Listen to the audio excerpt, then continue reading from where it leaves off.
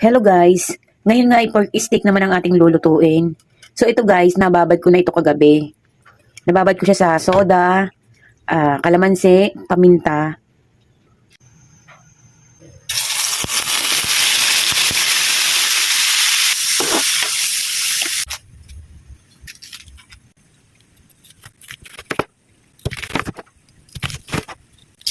So ayan, lumabas na yung kanyang sariling mantika. So pwede na tayong maggisa. So ayan, maggisa na tayo ng bawang at sibuyas.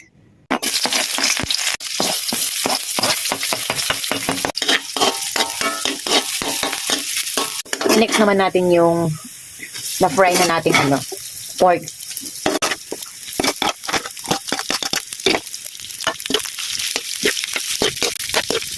Pinuli natin ng paminta. Yung pinagbabaran ka ganina.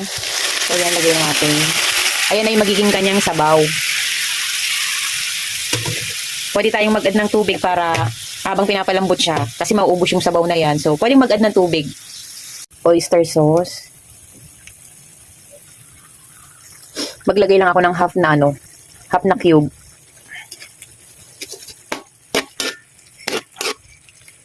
So guys, ako mag-add ako ng tubig dito para gusto ko kasi yung malambot na malambot sobra.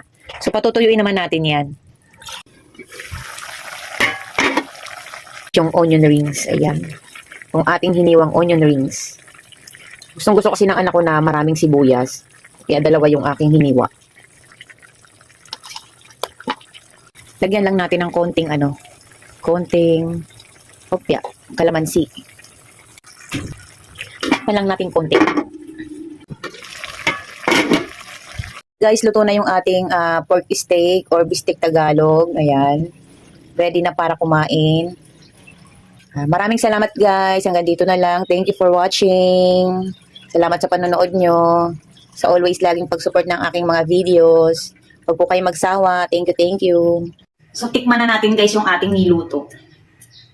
Medyo masabaw kasi gusto ng mga kasama ko dito gusto nila maraming sabaw.